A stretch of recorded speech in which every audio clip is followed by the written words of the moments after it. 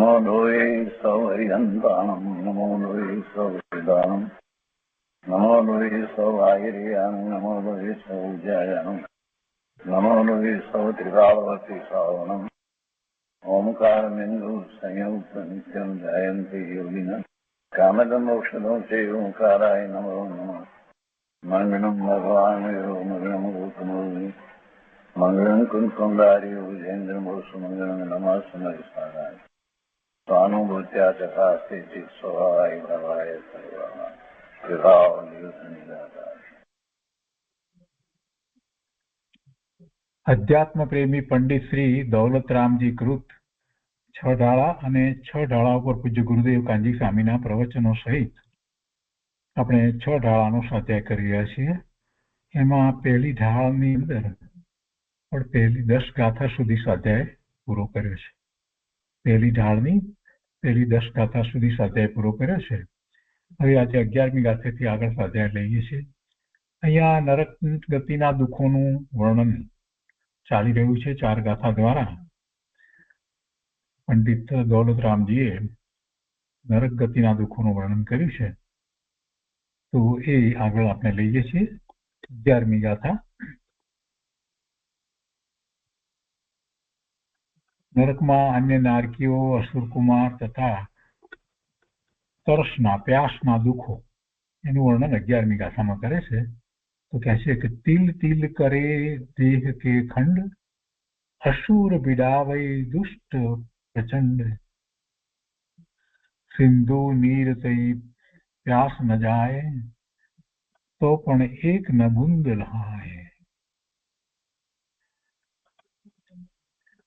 એના અન્વયાર્થમાં કહે છે કે નરકમાં નારકી જીવ એકબીજાના દેહ કે શરીરના તિલ તિલ તલના દાણા જેવડા ખંડ કરી ટુકડા કરી નાખે છે અને પ્રચંડ દુષ્ટ અસુર અને અત્યંત ક્રૂર એવા અસુર કુમાર જાતિના દેવો એકબીજા સાથે ભીડાવે લડાવે છે. એ લોકોને અંદર અંદર લડાવે છે. તથા એટલી પ્યાસ તરસ લાગે છે કે સિંધુ નીર તઈ સમુદ્ર ભરના પાણી પીવાથી પણ ન જાય, છીપી ન શકતી નથી. તો પણ છતાં એક બુંદ ન લહાય, એક ટીપું પણ મળી શકતું નથી. એ નરકમાં નારકી જીવ એકબીજાના શરીરના તલના દાણા જેવા ટુકડા કરી રાખે છે અને અત્યંત દુષ્ટ ક્રૂર અસુર કુમાર જાતિના દેવ એમને એકબીજા સાથે લડાવે છે. અને એટલી તરસ ત્યાં લાગે છે કે સમુદ્ર વરના પાણી પીવાથી પણ તરસ છીપી ન શકે, એટલી તરસ લાગે છે. છતાં એક ટીપું પાણી પણ મળી શકતું નથી. ભાવાર્થમાં કહે છે કે તે નરકોમાં નારકી એકબીજાને દુઃખ આપ્યા કરે છે. અર્થાત કૂતરાની માફક હંમેશા અંદરો અંદર લડે છે અને ઝઘડા કર્યા કરે છે અને એકબીજાના શરીરના ટુકડા કરી નાખે છે. છતાં પણ તેના શરીર પાછા મળી જવાથી પારાની માફક કરીને જેવું ને તેવું થઈ જાય છે. સંકલિષ્ટ પરિણામવાળા અંબ અને અંબરીશ વગેરે જાતિના અસુર કુમાર દેવ પહેલી, બીજી અને ત્રીજી નરક સુધી જઈ અને ત્યાંના તીવ્ર દુઃખી નારકીઓને પોતાના અધિજ્ઞાનથી વેર બતાવીને અથવા તો ક્રૂરતા અને કુતૂહલથી અંદરો અંદર લડાવી મારે છે અને પોતે આનંદિત થાય છે. તે નારકી જીવોને એટલી બધી તરસ લાગે છે કે જો મળે તો એક આ મહાસાગરનું પાણી પણ પી જાય તો પણ તરસ છીપી શકતી નથી, પરંતુ પીવાને પાણીનું એક ટીપું પણ મળતું નથી. તો એની ઉપર પૂજ્ય ગુરુદેવે જે વિસ્તાર કરે છે તે આપણે લઈએ છીએ. નરક ગતિના દુઃખોનું વિશેષ વર્ણનમાં 11મી ગાથાના પ્રવચનમાં ગુરુદેવ કહે છે કે સેમર વૃક્ષના તલવાર જેવા પાંદડાના પ્રહારથી નારકીના શરીર છેદાઈ જાય છે એ વાત અગાઉની ગાથામાં આવી. તે ઉપરાંત નારકી જીવો પરસ્પર લડીને એકબીજાના શરીરના તલતલ જેવડા ટુકડા કરી નાખે છે. નારકીનું શરીર વૈક્રિય હોય છે અને એ વૈક્રિય એવું હોય છે કે એના ગમે તેટલા ટુકડા કરો પાછા એ પારાની જેમ વેર વિખેર થઈ જાય અને છતાં પાછા એ ભેગા પણ થઈ જાય. એટલે છતાં એ નારકી તે મરતો નથી, પાછું તેનું શરીર ભેગું થઈ જાય છે. અને તે નારકીઓને એવી આકરી તરસ લાગે છે કે જાણે આખા દરિયાના પાણી પી જાઉં, પરંતુ પીવા માટે તેને એક ટીપું પણ પાણી મળતું નથી. ઉલટા પરમાધાર્મીઓ તેનું ગળું ફાડીને તેમાં તાંબાનો ધગધગતો રસ રેડે છે. દુષ્ટ હલકા અસુર દેવો કુતૂહલવશ ત્યાં જઈ ને નારકીઓને એકબીજાની સાથે ક્રૂરપણે લડાવે છે. એકબીજા સાથેનું પૂર્વભવનું વેર યાદ કરાવીને તેમને લડાઈ કરાવે છે. નારકીઓ પણ ક્રૂર પરિણામી હોવાથી કૂતરાની માફક એકબીજાની સામે લડ્યા જ કરે છે. નારકીમાં સ્ત્રી પુરુષ હોતા નથી, બધાએ નપુંસક જ હોય છે. ક્રોધ આદિથી તેઓ સદા અત્યંત દુઃખી રહે છે અને અસાતાનો પણ તીવ્ર ઉદય છે. કરોડો અબજો કે અસંખ્યાત વર્ષના આયુ દરમિયાન પાણીનું એક ટીપું એને કદી પીવા નથી મળતું કે અનાજનો એક દાણો ખાવા નથી મળતો. બધા નારકી જીવોને કુઅવધિ જ્ઞાન હોય છે. એ સમ્યક દ્રષ્ટિ હોય તેને સુઅવધિ જ્ઞાન હોય છે. અહીંયા મિથ્યા દ્રષ્ટિ નારકીઓને તે કુઅવધિ જ્ઞાન પણ સંકલેશનું જ કારણ થાય છે. જ્યાં એક ઘડી પણ સુખ નથી, સાતા નથી, એવી નરકના દુઃખો ધર્મ વગર જીવે અનંત વાર ભોગવ્યા. અરે જ્ઞાનનો ને સુખનો સાગર પોતે પોતાને ભૂલીને, પોતે તો ભગવાન આત્મા છે ને, જ્ઞાનનો અને સુખનો સાગર છે, પણ આ જીવ અનાદિથી પોતે પોતાને ભૂલી ગયો છે. પોતાને ભૂલીને દુઃખના સાગરમાં ડૂબ્યો. ત્યાં પીડાથી રાડે રાડ પાડતો પોકાર કરે છે, પણ એનો પુકાર સાંભળનાર ત્યાં કોઈ નથી. ઉલટું તેના પાપો યાદ કરાવીને કહે છે કે લે, તને માંસ બહુ ભાવતું હતું ને, તો આ ખા, એમ કહીને તેના જ શરીરમાંથી કટકા કાપીને તેના મોઢામાં નાખે છે. લે, તને દારૂનો બહુ શોખ હતો ને, તો આ પી, એમ કહીને તેનું મોઢું સાણસાથી ફાડીને તેમાં ધગધગતા શીશાનો રસ રેડે છે. આમ તેના પાપો યાદ કરાવીને તેને મહા દુઃખ દે છે. આ દુઃખના સાગરની સામે સુખનો સાગર પણ અંદર ભર્યો છે. બહારમાં આ પ્રતિકૂળતાઓનું દુઃખ છે, તો અંદરમાં સુખનો સાગર એવો પોતે ભગવાન આત્મા છે. કોઈ જીવ નરકની ઘોર દુઃખ વેદનાથી ત્રાસીને વિચારે છે કે અરે આવું દુઃખ, સંઘની પચેન્દ્રિય છે ને નારકી, વિચારે છે કે આવું દુઃખ, આનાથી છૂટવાનો ક્યાંય આરો, કોઈ રસ્તો, એમ વિચારતા અંદર શાંતિનું ધામ લક્ષમાં લઈ લે છે. શાંતિનું ધામ, સુખનું ધામ, પોતાનો આત્મા એ આત્માનું લક્ષ કરી લે છે. અને એમ કરે છે તો સમ્યક દર્શન પામી જાય છે. તો કોઈને પ્રશ્ન થયો કે નરકમાં સમ્યક દર્શન? હા ભાઈ, ત્યાં પણ આત્મા છે ને, આત્મા અંતર્મુખ થઈને ત્યાં પણ સમ્યક દર્શન પામી શકે છે. અને દુઃખના ખારા દરિયા વચ્ચે પણ શાંતિનું મીઠું ઝરણું પ્રાપ્ત કરી લે છે. ગુરુદેવ કહે છે કે ભાઈ, તું તો મનુષ્ય છો, અહીં તો નરકની પ્રતિકૂળતાનો લાખમો ભાગ પણ નથી. અહીંયા ક્યાં છે એવી પ્રતિકૂળતા?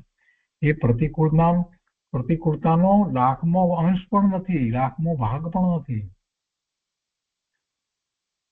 તો ધર્મની પ્રાપ્તિનો આ અવસર આવ્યો છે, તો એવા આ અવસરમાં ઉદ્યમ કર, પુરુષાર્થ કર, કેમ કે ધર્મને ભૂલીને કુદેવ કુગુરુ કુધર્મનું સેવન કરવાથી અને સાચા દેવ ગુરુ ધર્મનો અવિનય કરવાથી જીવ નરક આદિ ઘોર દુઃખના દરિયામાં પડે છે. તેમાંથી તેને ઉગારનાર એકમાત્ર વિતરાગી ધર્મ જ છે. માટે એવા વિતરાગી ધર્મનું સેવન કર. ભાઈ, તું તો મનુષ્ય છો ને, તો તું એવા વિતરાગી ધર્મનું સેવન કર. ગુરુદેવ આપણને કેટલું પ્રેમથી સમજાવે છે.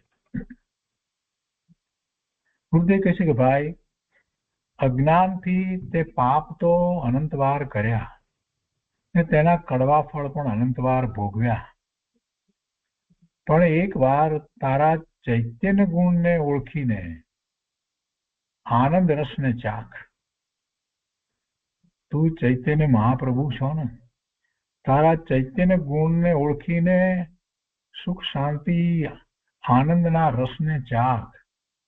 મિથ્યાત્વના ઝેરનો સ્વાદ લીધો, ઘણો લીધો, અનંત કાળથી લઈ રહ્યો છે. હવે ચૈતન્યના અમૃતનો સ્વાદ લે.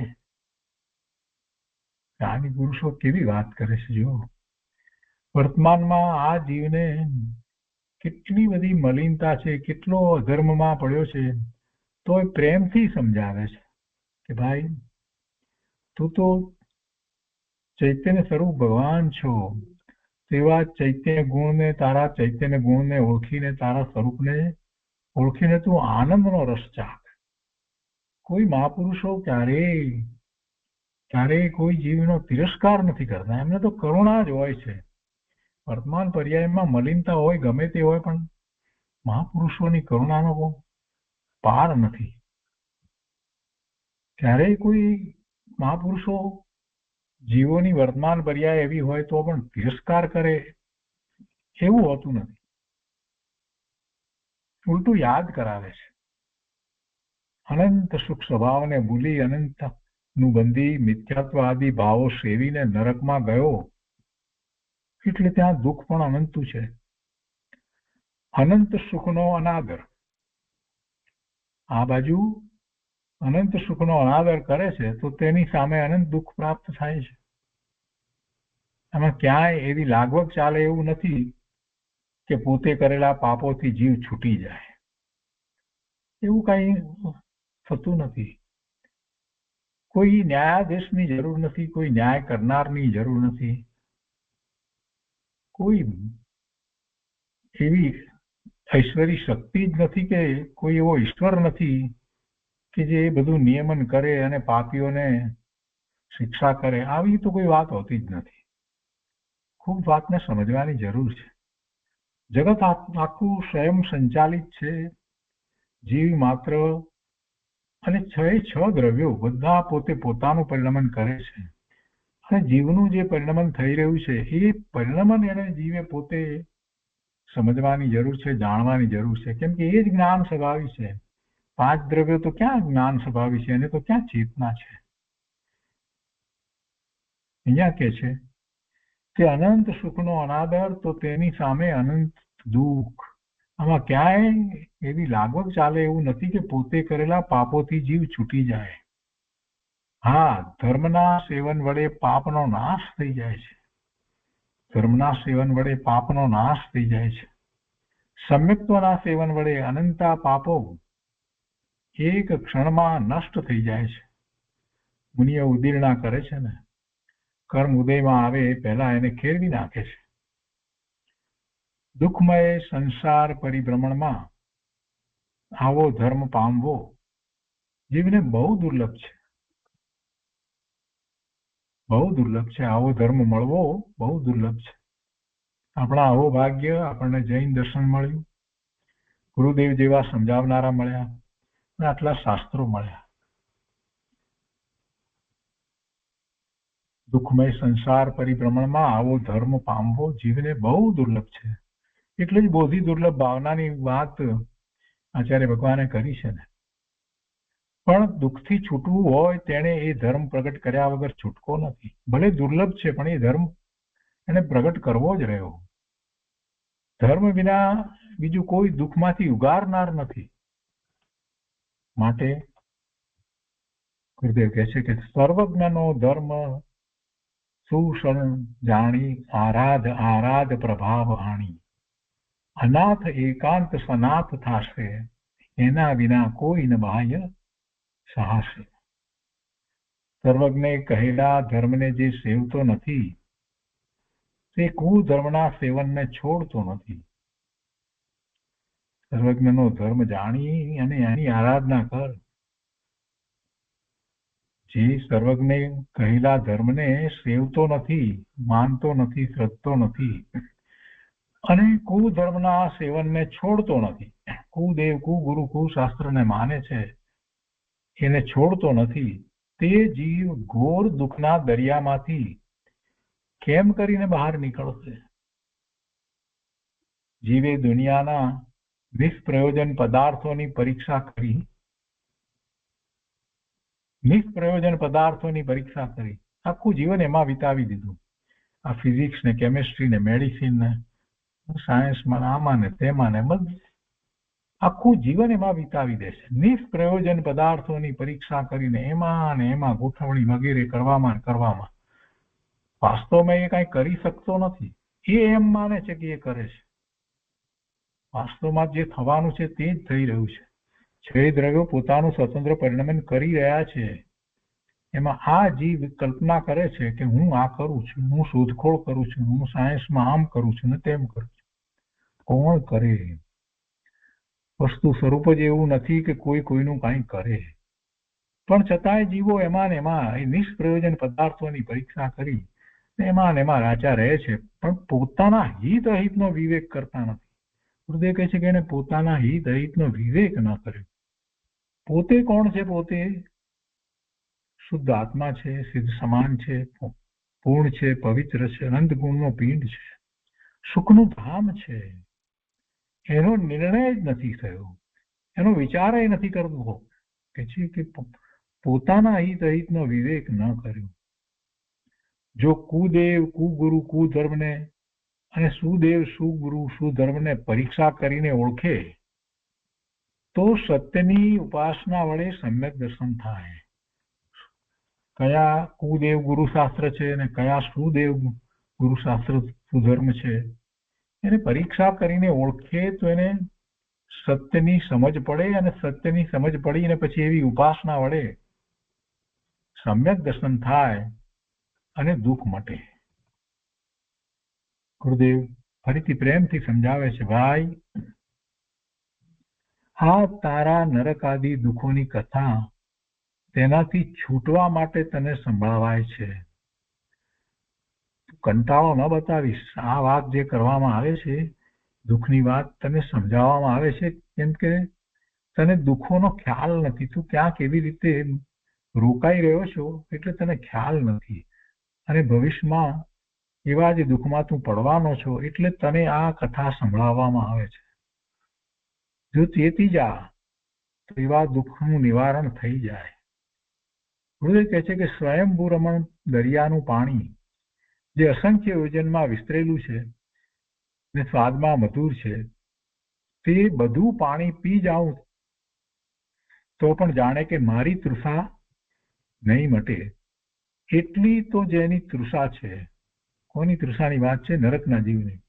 પણ પીવા માટે એ નરકના જીવને પાણીનું ટીપું મળતું નથી. અસહ્ય તરસથી પીડાય છે, અસહ્ય તરસથી પીડાય છે. ચૈતન્યના શાંત રસ વિના એની તૃષા ક્યાંથી મટે? જ્યારે અવસર હતો ત્યારે ચૈતન્યના શાંત રસનું પાન કર્યું નહીં. એને પણ અવસર તો હતો ને. અહીંયા નરકમાં આવ્યો એ પહેલા જે ભવમાં હતો એ વખતે એને અવસર હતો. કે છે કે જ્યારે અવસર હતો ત્યારે ચૈતન્યના શાંત રસનું પાન કર્યું નહીં ને તેનાથી વિરુદ્ધ અનંત ક્રોધ આદિ કસાય અગ્નિ સેવ્યા તો બહારમાં તીવ્ર તૃષ્ણામાં તે જીવો બળી રહ્યા છે. મુનિવરો તો ચૈતન્યના ઉપશમ રસમાં એવા લીન થાય છે કે પાણી પીવાની વૃત્તિ પણ છૂટી જાય છે. જ્યારે બીજા એવા કેટલાય જીવો છે કે તીવ્ર ક્રોધ આદિ કસાય ભાવે જીવી રહ્યા છે.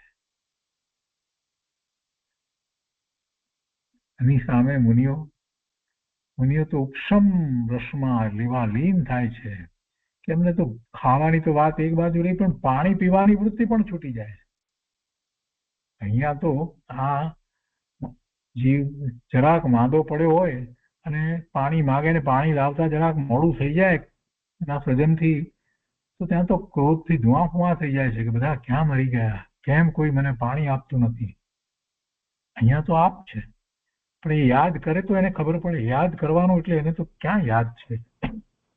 પણ અહીંયા આચાર્ય ભગવાન કહે છે કે ભાઈ તે નરકમાં તો કેવી તૃષાનું દુઃખ વેઠ્યું છે તને ખબર છે, તને છતાંય તને લાખો કરોડો વર્ષ સુધી તો તને પાણીનું ટીપું મળ્યું નથી, અને તું અહીંયા જરાક મોડું થાય તો આવો ધુઆ ફુઆ થઈ જાય છે. કેમ આવા પરિણામ કરે છે? જરાક ધીરજ રાખતા શીખ. ગુરુદેવ કહે છે કે પણ ભાઈ જરાક ધીરજ રાખતા શીખ, થોડુંક સહન કરતા શીખ. અત્યારે આપણને કહે છે ગુરુદેવ કે તે નરકમાં એવા દુઃખ સહન કર્યા છે, અત્યારે જરાકમાં તું આમ ધુઆ ફુઆ થઈ જાય છે. જરાક સહન કરતા શીખ. એ નરકમાં તને કોણ પાણી આપનાર હતું? પાણીનું નામ લેતા મોઢામાં ધગધગતો રસ રેડાતો, એ બધું ભૂલી ગયો. થોડુંક પણ સહન કરતા ના આવડે તો દેહ બુદ્ધિને તું કેવી રીતે છોડીશ? હવે અત્યારે આપણને ગુરુદેવ એ સલાહ આપે છે, સમજાવે છે કે ભાઈ જરાક પણ તું સહન ન કરે, સહન કરી શકતો નથી. જીવપૂર્વક સહન કરવાની વાત નથી, પણ સહજતાથી આત્મભાવ કરીને સહન કરવાની વાત ગુરુદેવ કહે છે કે જરાક સહન કર, ધીરજ રાખ. આ બધું તું જરાક કરીશ તો જ તું ધર્મ તરફ વળી શકીશ, કાંઈક કરી શકીશ. તને દેહ બુદ્ધિ છે, તીવ્ર દેહ બુદ્ધિને કારણે જરા જરા વાતમાં તું ક્રોધ કરે છે. શરીરમાં કાંઈક થાય ને કાંઈક તૃષા કે ક્ષુધાનું દુઃખ હોય તો તું ક્રોધ કરે છે. ગુરુદેવ કહે છે કે થોડુંક પણ સહન કરતા ના આવડે તો પછી દેહ બુદ્ધિ એટલે દેહ પોતાનો છે, પોતે દેહ રૂપે છે, એવી બુદ્ધિ, દેહાત્મ બુદ્ધિને તું કેવી રીતે છોડીશ? અને દેહ બુદ્ધિ છોડ્યા વગર તારા દુઃખો કેમ મટશે? અનંતા દુઃખો તે દેહ બુદ્ધિથી જ ભોગવ્યા છે. અનંત કાળથી તું દેહ બુદ્ધિને કારણે દેહ સાથે, શરીર સાથે એકત્વ કરી અને દુઃખી થયો છે. માટે હવેથી ભિન્ન આત્માને ઓળખ ભાઈ. ગુરુદેવ સાથે ને સાથે ઉપદેશ પણ આપતા જાય છે, નરકના દુઃખની વાત કરતા જાય છે, અને વર્તમાનમાં આપણને સાથે ઉપદેશ પણ આપતા જાય છે, સમજાવતા જાય છે. ગુરુદેવ કહે છે કે નારકી જીવો મારામારી ને કાપાકાપી કરીને એકબીજાને બહુ દુઃખ આપે છે. અરે અહીં મનુષ્યમાં પણ જુઓ ને, વેર બુદ્ધિથી એકબીજાને બંદૂકે ઉડાડી દે છે ને, કેટલી ક્રૂરતા. એક માણસને જેની સાથે વેર હતું તેને ન પહોંચી શક્યો એટલે તેના મોટા મોટા 4 બળદિયાના પગ કુહાડથી કાપી નાખ્યા. ગુરુદેવ કહે છે જુઓ તો ખરા આ વેર બુદ્ધિ. જે માણસની સાથે વેર હતું એના સુધી ન પહોંચ્યો તો એના 4 બળદના પગ કાપી નાખ્યા. કેવી તીવ્ર હિંસાનો ભાવ, કેવી વેર બુદ્ધિ.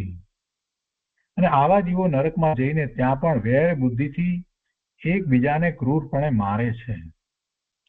અને એમ ઘણા લાંબા કાળ સુધી, કેમ કે આયુષ ઘણું લાંબુ હોય છે ત્યાં.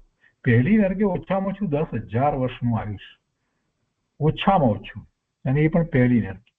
એ પ્રમાણે કેટલું આયુષ, 33 સાગરોપમ સુધીના 7મી નરકે આયુષ હોય છે.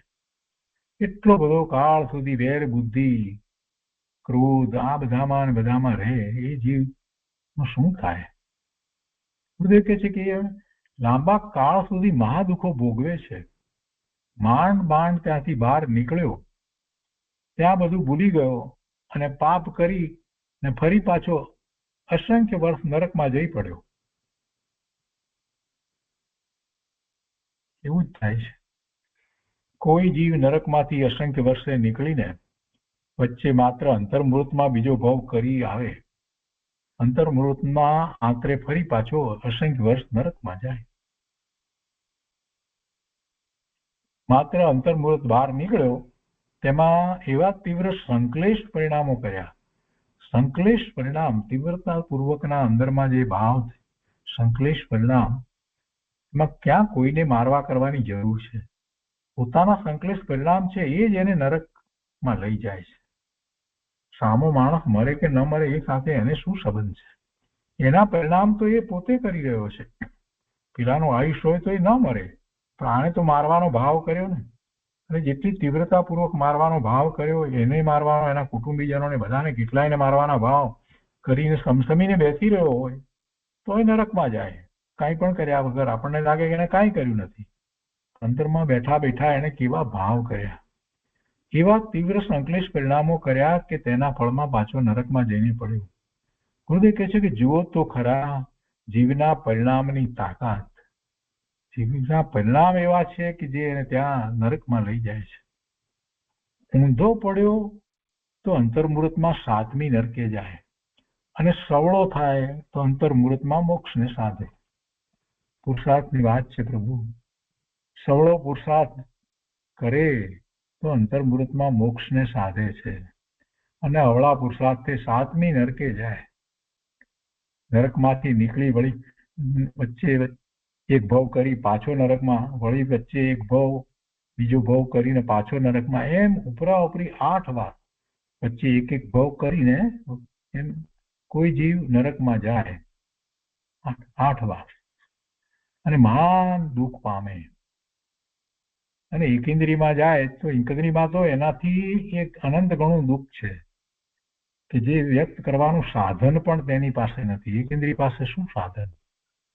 એને તો કર્મફળ ચેતના જ છે, બીજી કોઈ ચેતના નથી. એ તો ફળને ભોગવે જ છે, દુઃખને જ ભોગવે છે.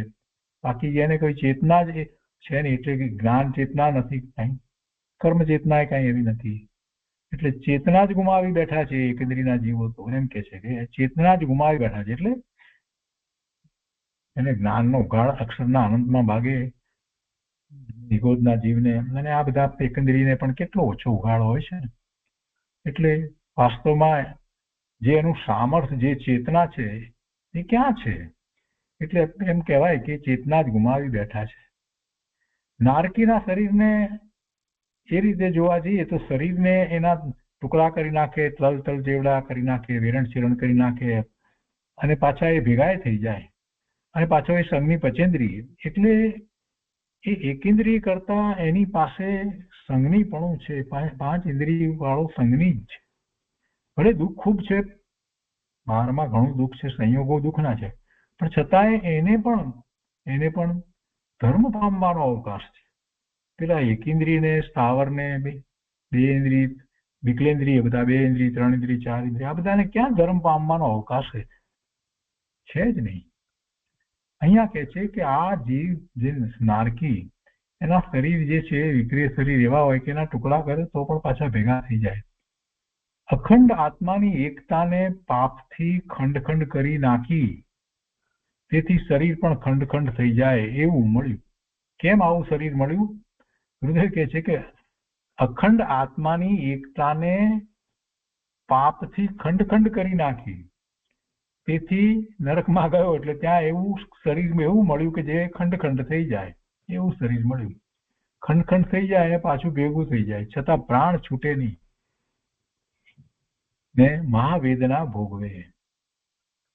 સિદ્ધ ભગવંતો આત્મામાં એકતાથી અખંડ આનંદ ભોગવે છે. આત્મામાં એકતાથી સિદ્ધ ભગવાન અખંડ આનંદ ભોગવે છે, અને આ જીવો દેવ બુદ્ધિથી શરીરના ખંડ ખંડ વડે અનંત દુઃખ ભોગવે છે. અનંત ગુણના અનાદરનું દુઃખ અનંત છે. અનંત ગુણના અનાદરનું દુઃખ અનંત છે. એક વાક્યમાં તો અનંત ગુણ કોના છે? આ આત્માના.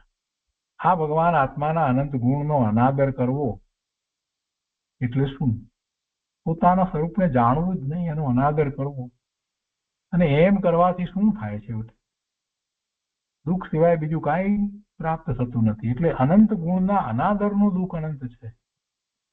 સિદ્ધ ભગવંતોનો આનંદ અનંતો અને અનંત કાળ સુધી છે. તેને ભૂલીને અજ્ઞાનથી અનંત દુઃખ અનંત કાળ સુધી જીવે પૂર્વે ભોગવ્યું. પોતાના અનંત સ્વભાવને ચૂકીને સામગ્રીમાં અનંત અભિલાષા કરી, ખૂબ ઈચ્છાઓ કરી, આ મેળવું ને આ લઈ લઉં ને તે લઈ લઉં ને, અને એટલો બધો લોભ અને પરિગ્રહનો પાર નહીં, અને એમાં એટલો તીવ્ર રસ. આ બધું શું છે? પોતાના અનંત સ્વભાવને ચૂકીને બાહ્ય સામગ્રીમાં અનંત અભિલાષા કરી, ઈચ્છા કરી, તે જીવ અનંત પ્રતિકૂળતાના દુઃખોને ભોગવે છે. કોઈકને બહારમાં પ્રતિકૂળતા ન હોય તો પણ અંદર મોહનું મહાદુઃખ છે. મોહનું, મિથ્યાત્વનું મોહનું મહાદુઃખ છે. બહારની પ્રતિકૂળતા તો નિમિત્ત છે, ખરું દુઃખ તો મિથ્યાત્વ આદિ મોહ ભાવનું જ છે. ખરું દુઃખ તો મિથ્યાત્વ આદિ મોહ ભાવનું જ છે. નિર્મોહી, મોહ વિનાનો જીવ સુખી છે. નિર્મોહી જીવ સુખી છે. મોહ રહિત જીવ છે તે સુખી છે. મોહથી જ તું દુઃખ ભોગવી રહ્યો છે. માટે ભાઈ, તું મોહને છોડ ને આત્માને જાણ. મોહને છોડ ને આત્માને જાણ. નરકમાં તરસ કેવી છે તે બતાવ્યું. હવે નરકમાં ભૂખનું દુઃખ કેવું છે એની વાત આગળની ગાથામાં કરે છે, 12મી ગાથાની અંદર.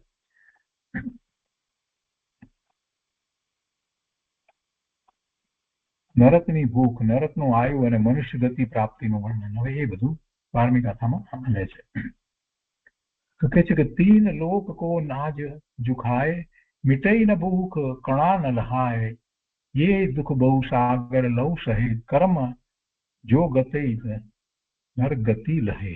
અન્વયાર્થમાં કહે છે કે એ નરકોમાં, 7 નરકની વાત છે ને, એટલે એ નરકોમાં એટલી ભૂખ લાગે છે કે 3 લોક કો નાજ જુ ખાય, 3 લોકનું અનાજ ખાઈ જાય તો પણ ભૂખ ન મીટઈ, તો પણ ભૂખ મટી શકે નહીં, એટલી ભૂખ લાગે છે.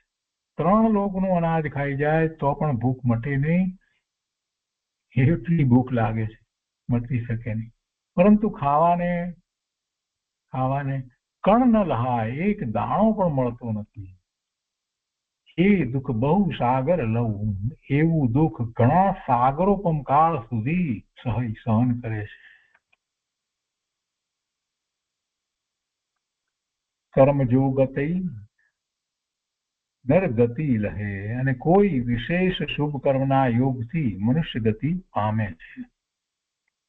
અર્થમાં કહે છે કે એ નરકોમાં એટલી તીવ્ર ભૂખ લાગે છે કે જો મળે તો એક સાથે 3 લોકનું અનાજ ખાઈ જાય તો પણ ભૂખ મટે નહીં, છતાં ત્યાં ખાવાને એક દાણો પણ મળી શકતો નથી. એ નરકમાં એ જીવ ઘણા તીવ્ર દુઃખો ઘણા સમય, ઓછામાં ઓછા 10,000 વર્ષ અને વધારેમાં વધારે 33 સાગરોપમ કાળ સુધી ભોગવે છે. કોઈ શુભ કર્મના ઉદયથી એ પ્રાણી મનુષ્ય ગતિને પામે છે. પછી મનુષ્ય ગતિના દુઃખોની વાત રહેશે. આપણે પેલા આ 12મી ગાથા ઉપર જે ગુરુદેવે જે વર્ણન કર્યું છે એ લઈએ છીએ. ગુરુદેવ કહે છે કે જાણે કે 3 લોકનું અનાજ ખાઈ જાઉં. નરકના દુઃખોનું વર્ણન છે, એમાં ભૂખના વર્ણનની વાત છે. જાણે કે 3 લોકનું અનાજ ખાઈ જાઉં તો પણ ભૂખ ન મટે એવી ઉગ્ર ભૂખ, તીવ્ર ભૂખ નારકીને લાગે છે, પણ ખાવા માટે એક કણ પણ મળતો નથી. મહાક્ષુધાથી પીડાય છે. આ રીતે નરકમાં ભૂમિનું દુઃખ પહેલા આવ્યું એ પ્રમાણે, વૈતરણી નદીનું દુઃખ, પછી સેમર તરુના તલવાર જેવા પાનથી શરીર છેદાઈ જાય તેનું દુઃખ, એના પછી અતિ તીવ્ર શીત અને અતિ તીવ્ર ઉષ્ણતાનું દુઃખ, પછી અસુર દેવો ત્રાસ આપે, શરીરના ખંડ કરી નાખે, પછી અસહ્ય ક્ષુધા તૃષા લાગે, અને એવા ઘણા પ્રકારના બીજા દુઃખો ઘણા લાંબા કાળ સુધી નરકમાં જીવ સહન કરે છે.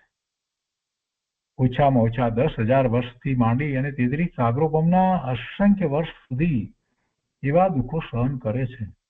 ને ત્યાંથી કોઈ શુભ કર્મના યોગે મનુષ્ય ગતિ પામે છે. કોઈ શુભ કર્મના યોગે મનુષ્ય ગતિ પામે છે. નરકમાંથી નીકળીને કોઈ તિર્યંચમાં જાય છે અને કોઈ મનુષ્ય પણ થાય છે. મનુષ્ય થાય તો પણ કેવા દુઃખો સહન કરે છે તે હવેની ગાથાઓમાં કહેશે. અહીંયા તો કહે છે કે જે તિર્યંચ કે મનુષ્ય ક્રૂર પાપ કરે તે નરકમાં જાય છે. એક માણસ, ગુરુદેવ એક વાત કરે છે, એક માણસ કસાઈ જેવો તે જેમ વનસ્પતિનું પાંદડું તોડે તેમ કુકડાના કેટલાય નાના નાના બચ્ચાની પાંખો હાથેથી તોડતો હતો ને પછી તે જીવતા બચ્ચાને લોટમાં બોળી ને કડકડતા તેલમાં ભજીયાની જેમ તળતો હતો. કેવી વાત છે, કંપારી છૂટી જાય એવી વાત છે ને. આવા ક્રૂર પરિણામી જીવ નરકમાં ન જાય તો બીજે ક્યાં જાય? કલ્પના કરતા આપણને તો કંપારી છૂટી જાય. ગુરુદેવ કહે છે કે સસલા અને અરણ્યા જેવા નિર્બળ પ્રાણીઓ કે જે કોઈને ત્રાસ દેતા નથી, સસલા કઈ કોઈને ત્રાસ દેતા નથી અને માત્ર ઘાસ ખાઈને જીવે છે, માંસાહાર નથી હોતો, તેને પણ શિકારી જેવો ધડાધડ કરતા બંદૂકથી ઉડાડી દે છે. એક માણસે ગોળી મારી અને હરણને વીંધી નાખ્યું અને પછી તરફડતા તે બિચારા હરણિયા પાસે પોતાનું નિશાન બરાબર લાગ્યું એમ સમજીને આનંદથી તે કૂદાકૂદ કરવા લાગ્યું. અરે તો તે નિશાન બરાબર તાક્યું ને, બરાબર શિકાર કર્યો ને, એનો આનંદ ક્રૂર આનંદ. આ નરકના જ પરિણામ થાય આવા. અરે આવા જીવો નરકમાં ન જાય તો બીજે ક્યાં જાય? એની અનુમોદના કરવી નહીં.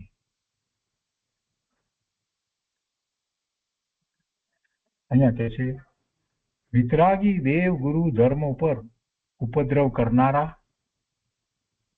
વિતરાગી દેવ ગુરુ ધર્મ ઉપર ઉપદ્રવ કરનારા, તીવ્ર આરમ પરિગ્રહ અને હિંસામાં જ જીવન વિતાવનારા, મદ માંસ દારૂ શિકાર માટલા ઈંડા પરસ્ત્રી વગેરેનું સેવન કરનારા એવા મહાપાપી જીવો મરીને નરકમાં ઉપજે છે ને ત્યાં પાપનું ફળ ભોગવે છે. નરકમાં પીવાનું પાણી કે ખાવાનું અન્ન કદી પણ મળતું નથી. અનંતની ભૂખ તરસથી તે જીવ પીડાય છે. આવા બધા દુઃખો ધર્મની વિરાધનાને લીધે જ જીવ ભોગવે છે. આત્માના સ્વભાવની આરાધનાનું સુખ પણ અનંત, આત્માના સ્વભાવની આરાધનાનું સુખ પણ અનંત અને એવા આત્માના સ્વભાવની વિરાધનાનું દુઃખ પણ અનંત. આત્મ સ્વભાવની આરાધના એ સુખનું કારણ અને એની વિરાધના એ દુઃખનું કારણ. એ વિરાધનાનું દુઃખ પણ અનંત. સ્વભાવ તે સુખ અને વિભાવ તે દુઃખ. આટલો મૂળ સિદ્ધાંત સમજે તો દુઃખરૂપ એવા વિભાવથી જીવ પાછો વળે અને સુખ સ્વભાવને વેદે અનુભવે. સ્વભાવ તે સુખ અને વિભાવ તે દુઃખ. આ મૂળ સિદ્ધાંત. ગુરુદેવ કહે છે કે અનાદિથી મિથ્યાત્વને લીધે જીવ એકલું દુઃખ જ ભોગવી રહ્યો છે. ક્યારેક સાતાની અનુકૂળ સામગ્રી મળતા તેમાં તે સુખ માને છે, પણ તે માત્ર કલ્પના જ છે. એ કલ્પિત સુખ છે.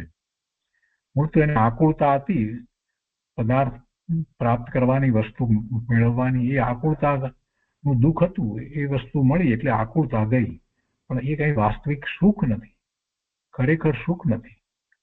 ગુરુદેવ કહે છે કે એક ઠેકાણે કહ્યું છે કે આ સંસાર સંબંધી જે દુઃખ છે તે તો ખરેખર દુઃખ જ છે, પરંતુ સંસારનું જે સુખ છે તે ખરેખર સુખ નથી.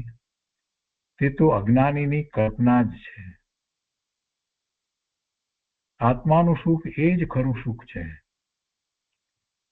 પરંતુ તે તો આત્માના જ્ઞાન વગર અનુભવી શકાતું નથી.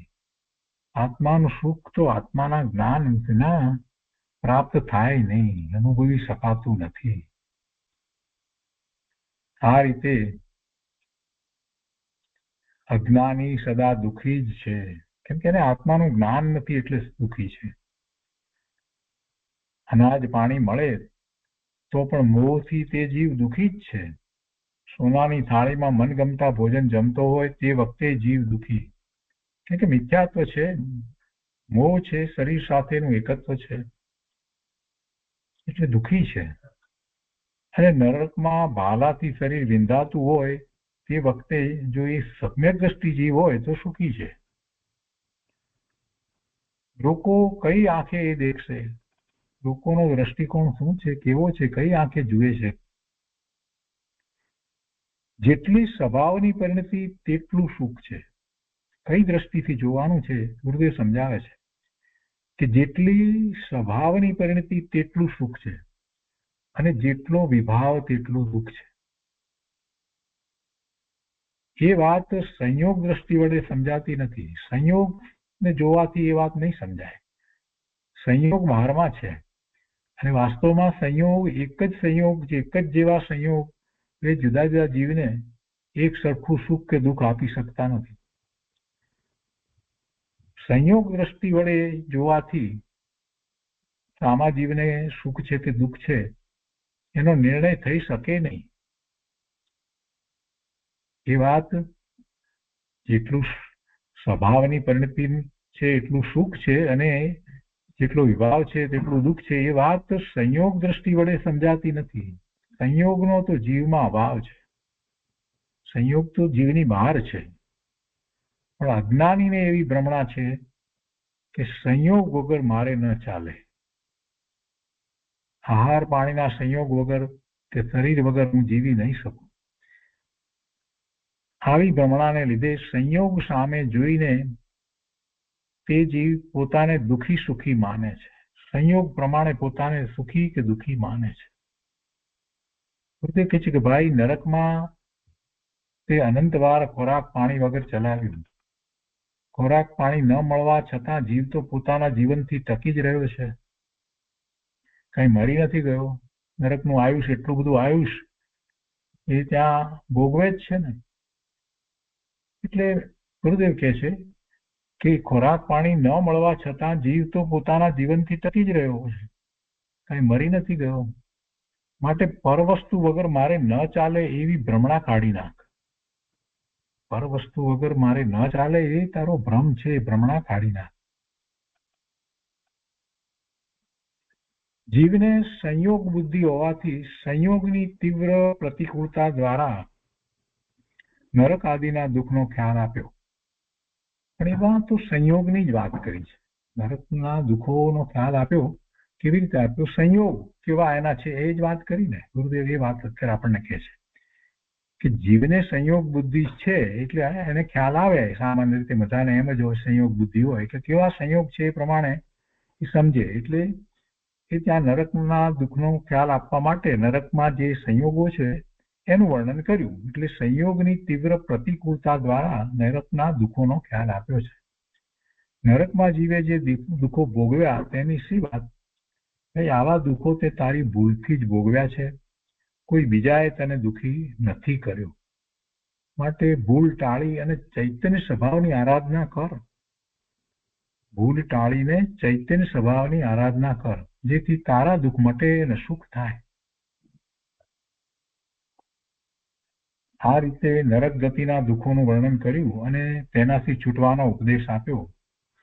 હવે નરકના દુઃખમાંથી નીકળી ને શુભ પરિણામથી કદાચિત મનુષ્ય થયો તો મનુષ્યપણામાં પણ આત્માના ભાન વગર જીવ કેવા કેવા દુઃખો ભોગવે છે તેનું વર્ણન કરશે. આગળની ગાથામાં એ વર્ણન આવે છે, મનુષ્ય ગતિના દુઃખોનું વર્ણન. ગાથા 13 અને 14માં. તો આજનો સ્વાધ્યાય આપણે અહીંયા સુધી રાખીએ છીએ, 12મી ગાથા સુધી.